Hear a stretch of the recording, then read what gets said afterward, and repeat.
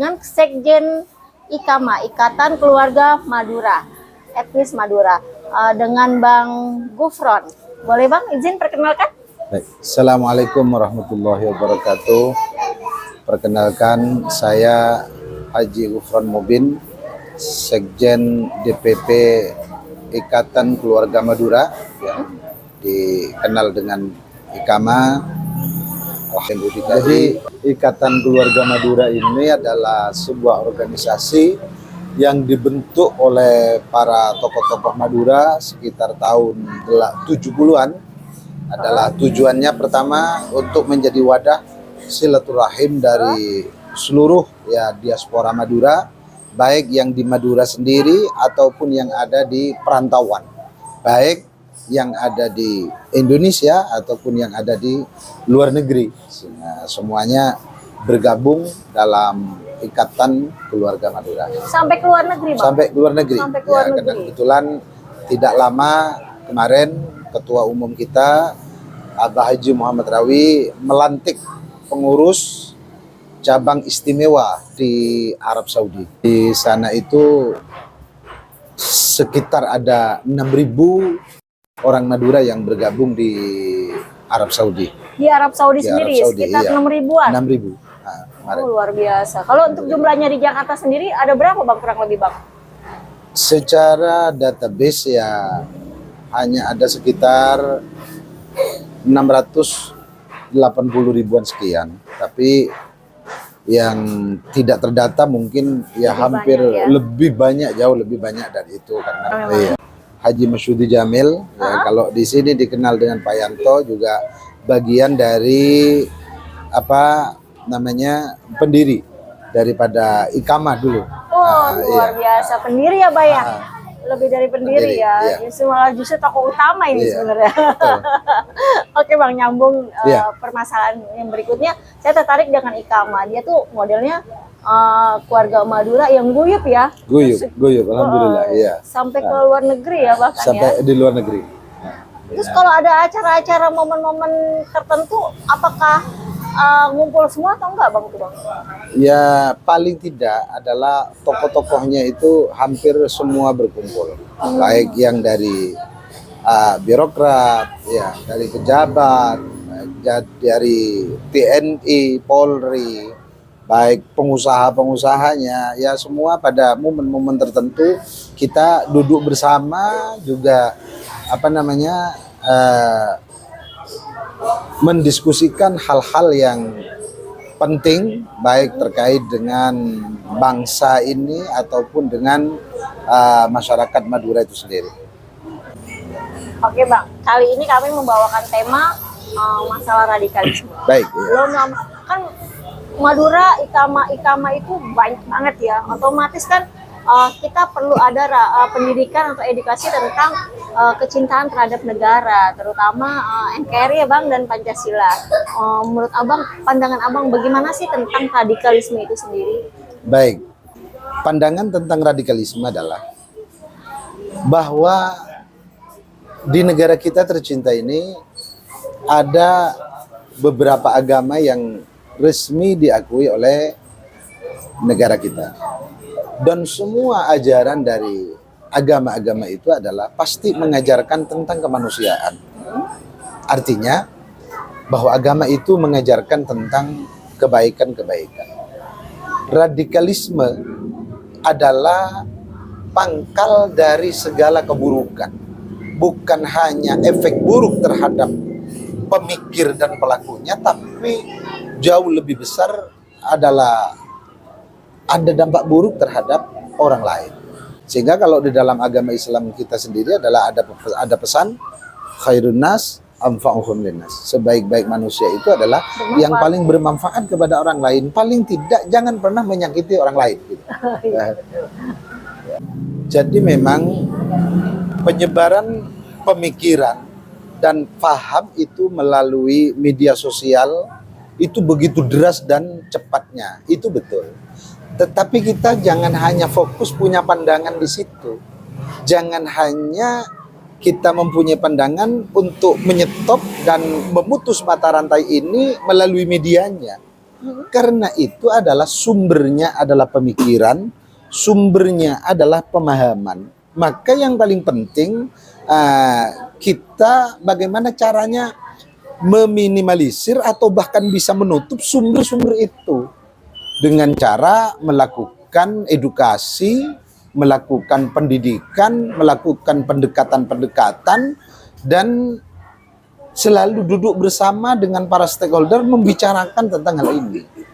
Kenapa saya mengatakan begini? Karena radikalisme yang kemudian berujung kepada perilaku yang kita kenal dengan terorisme itu tidak hanya ada di grassroots atau di garis-garis bawah, tetapi justru kadang para intelektualnya itu adalah orang-orang hebat yang secara pemikiran ada ketidaklegowoan ya di dalam hati ini, di dalam menerima perbedaan-perbedaan ini. Padahal perbedaan itu sendiri adalah anugerah. Sehingga anugerah itu harus kita kemas, harus kita jadikan sesuatu yang betul-betul akan menjadi anugerah, bukan menjadi sumber konflik atau sumber benci-membenci atau bahkan sumber saling menyakiti satu dengan yang lain. Yang paling penting adalah bagaimana stakeholder bangsa ini, baik dari pemuda, ya pelajar, atau bahkan di pondok-pondok pesantren, adalah memberikan edukasi terhadap kecintaan pada bangsa ini dan juga memberikan pelajaran yang utuh bahwa falsafah negara kita Pancasila itu adalah sudah mengakomodir dari semua ajaran-ajaran agama yang ada di Indonesia ini. Kalau Pancasila ini sudah diotak-atik, maka kita tidak akan punya pondasi yang kuat. Dan Pancasila ini sudah terbukti sedemikian, sudah 77 tahun lebih ya, sudah memasuki 77 tahun, ternyata Pancasila sebagai dasar dari negara kita ini begitu kuatnya. Kenapa? Karena ini mengakomodir semua paham dan semua pemikiran dari agama-agama yang ada di negara kita. Nah, menyambung dari sisi lain, kemarin sempat ada virus tuh yang namanya Khalifah. iya, iya. Ya, itu kan sisipan dari radikalisme itu sendiri. Tapi segelintir orang ada yang bilang itu adalah pemahaman agama atau pemahaman suatu filsafah terhadap agama Islam itu sendiri. Menurut Abang, penyampaian Abang seperti apa sih tanggapan Abang mengenai hal ini? Baik. Pertama, ya, saya akan sampaikan sedikit ya, bahwa seorang ulama besar, Syekh Al-Jurjawi dari Mesir itu menulis bahwa inti dari ajaran agama itu ada 4. Yang pertama, bagaimana mengenalkan manusia kepada sang penciptanya, yaitu Tuhan Yang Maha Esa. Lalu kemudian yang kedua adalah mengajarkan cara-cara umat Islam. Ya, kalau kita umat Islam, bagaimana cara menyembah terhadap Tuhannya. Itu ada cara-cara yang diatur oleh Tuhan itu sendiri dan diajarkan melalui Rasul, sahabat, tabi'in, ulama, dan sampai kepada kita. Yang ketiga, aturan itu adalah bagaimana kita tetap menyampaikan kebaikan dan melarang adanya keburukan-keburukan. Lalu kemudian bagaimana kita bisa berbudi pekerti yang baik. Yang keempat adalah dikatakan bagaimana mencegah terhadap adanya perilaku-perilaku yang melampaui batas yang sampai merugikan orang lain. Ini aturan agama. Nah, kalau kita melihat itu bahwa ya kita di dalam berbangsa dan bernegara ini tidak harus berbunyi yang bernama khilafah, tapi bagaimana aturan-aturan itu ya, aturan tentang kemanusiaan sehingga tidak pernah merugikan orang lain itu dikemas untuk menjadi aturan formal ya, yang menjadi perhatian kita bersama sebagai bangsa. Banyak saudara-saudara kita yang tidak akan terima. Bukan tidak terima terhadap ajaran agamanya, tapi pada bentuk formalnya yang kemudian tidak sinergi pada saat ini ya dengan adanya kemajemukan kita ini lah, sehingga tujuan agama untuk menyampaikan dan bagaimana kebaikan itu tersampaikan, maka justru akan terhambat dengan adanya formalitas nama itu sendiri. Iya, jadi punya kepentingan ya Bang. Itulah namanya kepentingan sepihak kalau begitu. Ya. Oke Bang, Ya. tertarik sekali. Kali ini pembahasan kita luar biasa. Penjabaran Bang Gufron sendiri menurut saya udah mudah dimengerti ya Bang ya bahasanya ya. Terus lagi pula sudah kompleks lah gitu dari beberapa pertanyaan yang saya sampaikan. Indonesia itu menganut dengan ideologi Pancasila yang memang sudah kompleks, mengandung ajaran agama Islam itu sendiri. Boleh Bang kasih arahan sedikit? Baik, terima kasih. Saudara-saudara kita semuanya, ya khususnya saudara Ikatan Keluarga Madura dimanapun berada, bahwa tidak ada negara yang damai, nikmat, sentosa, ya, walaupun mungkin tidak sejahtera seluruhnya, tapi menuju ke sana seperti negara kita, Indonesia yang kita cintai.